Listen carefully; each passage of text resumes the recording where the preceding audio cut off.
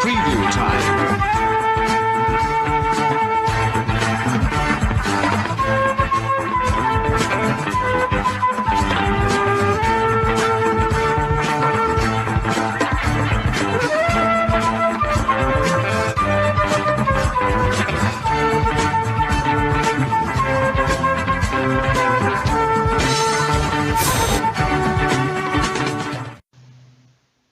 Hello and welcome to Look, Look and Look Again in episode 4. Today we're going to look at armchair thriller. Now armchair thriller has its roots back in about 1967 from a series of the same name, but in this review we look and look again at a story from the 1979 to 1980 series. Now, the genesis of armchair thriller, or this particular incarnation, could also have been influenced by such contemporaries as, well, let's start right from the beginning, Armchair Theatre, which was ITV's flagship show, which ran from 1956 to 1974 and featured a feast of talent from the United Kingdom. It was a bit like Crown Court, but it had more fanfare being a flagship programme. Anyway, round about this, shortly before Armchair Thriller from 79 to 80, we had Brian Clemens' Thriller, which dallied a little with supernatural stories as well as the usual sort of murder mystery stories. Also, ITV had another series which was called Shadows of Fear, and also the BBC produced a series called Menace. So these types of programmes, I would say, would be an influence for the armchair thriller in the late 70s incarnations. But for those of us at a certain age, the opening credits alone to this show had the possibility to induce nightmares. I know it did for me as a child.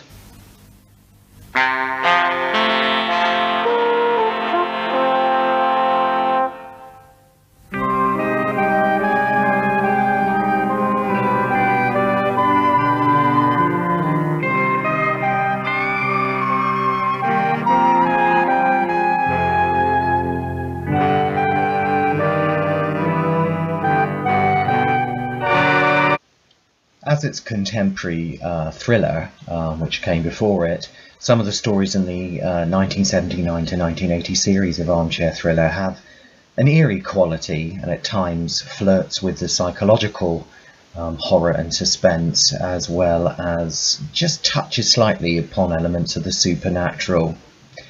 Armchair Thriller was made by Thames Television for its winter programming, and its marketing for the programme featured armchairs covered in blood, coupled up with a sequence of screaming faces.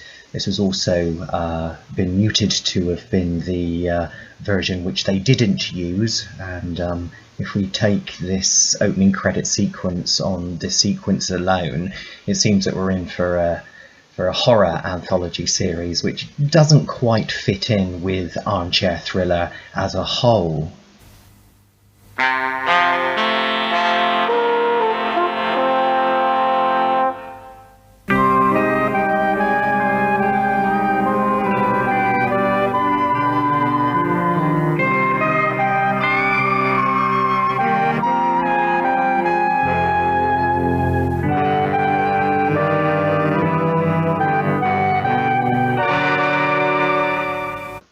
Despite the show not being a pure anthology series, despite those credits would suggest otherwise, there are some genuinely scary episodes.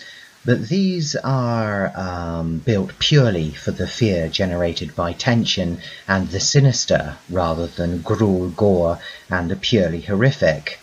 We of course have the wonderful Hammer House of Horror TV series for that, perhaps a review for another day of this awesome show.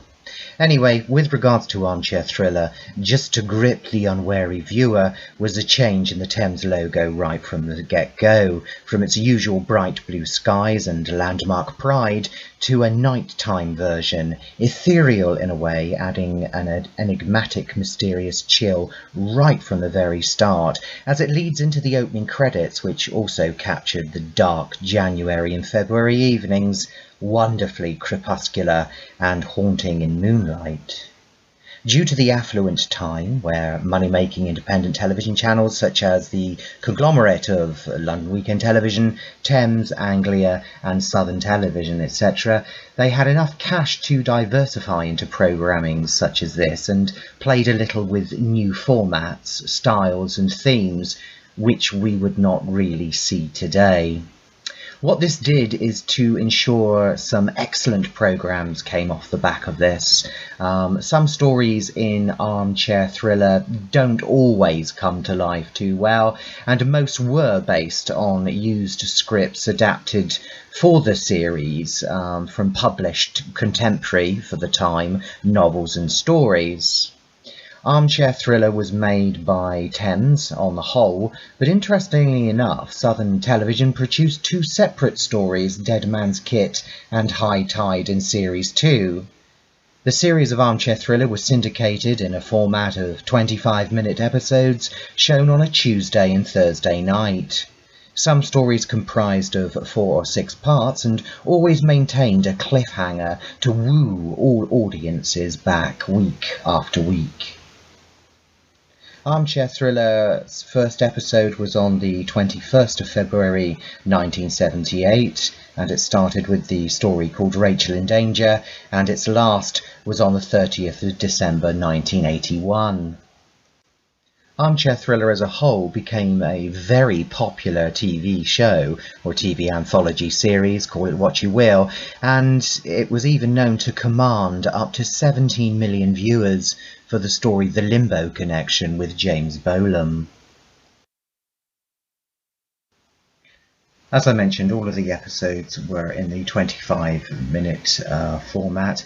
However, the last episode, the Chelsea Murders, although it was intended as a 6-parter, it was screened as a 105-minute standalone drama when it was actually broadcast on TV.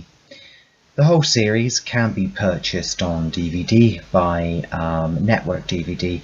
In 2008, they released the box set of this series, and then to follow that, the two Southern TV stories, Dead Man's Kit and High Tide, were released by Simply Home Entertainment in 2009 and 2010.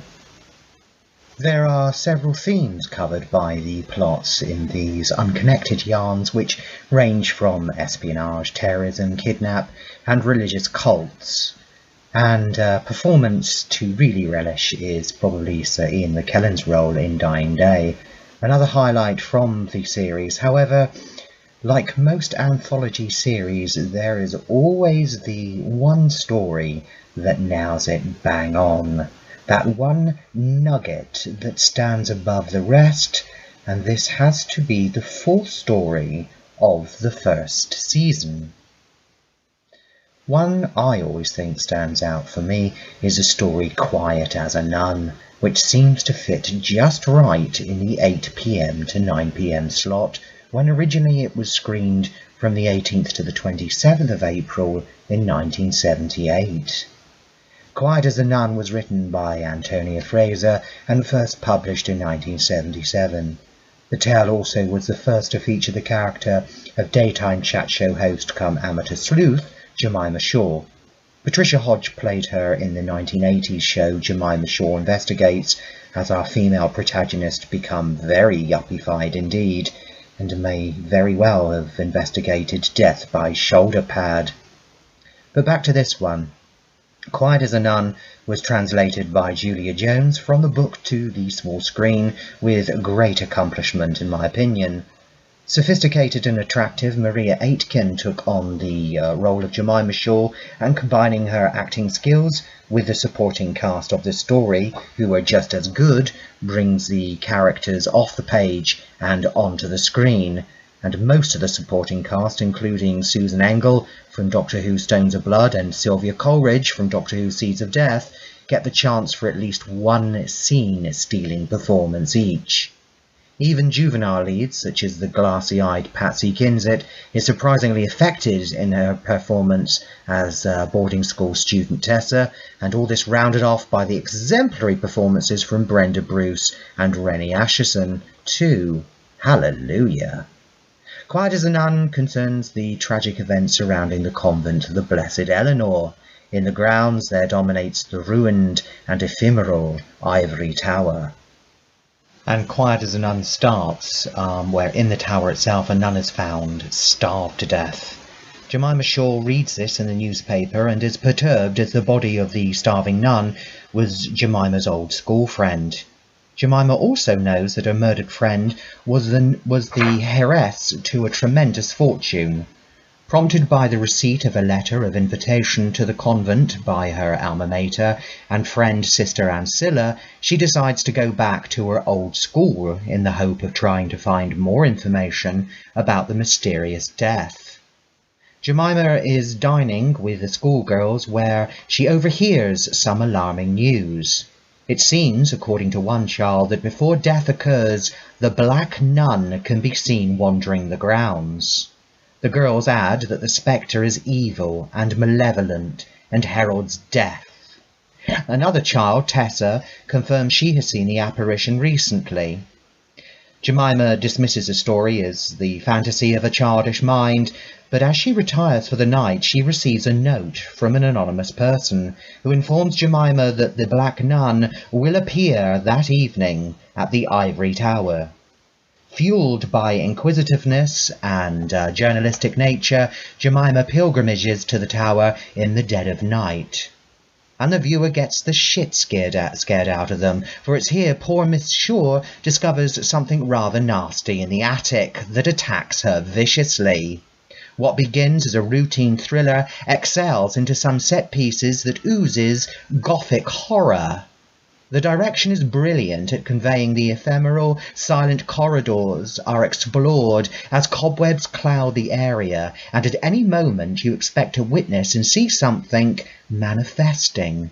It would not look out of place in the slightest.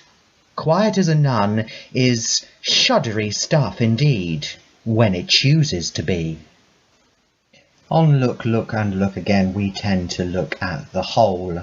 I've seen many holes in my life. So we have to look at the music, which is another triumph as well, and it fits well with the misty, crepusculent dourness of the dwellings, and of course the unfolding skullduggery. Such combinations make this compelling viewing. The only letdown is that after such a whopper of a climax to part 3, everything after it seems a bit pale in comparison, but due to the skill sets of the production people and quality acting, this still carries the piece to a satisfactory conclusion. As Sapphire and Steel, Quiet as a Nun has that wonderfully earthly supernatural claustrophobia enhanced by little budget rather than exorbitant amounts of cash, which seems to add to that claustrophobic element as the story proceeds and unfolds. Quiet as a Nun is one of the high points of this bumpy anthology known as armchair thriller, and is definitely worth a look on a wet Sunday afternoon. For sure, only on an afternoon. Avoid watching late at night, as we don't want you getting nightmares now, do we? So if you do have any spare cash, dig about and purchase the box set from Network DVD. To be honest with you, Quiet as a Nun as it is worth the price alone of the actual whole box set. Plus, it's not all bad, as armchair thriller does have some decent stories, but as mentioned before, this is definitely the one worth watching. Enjoy!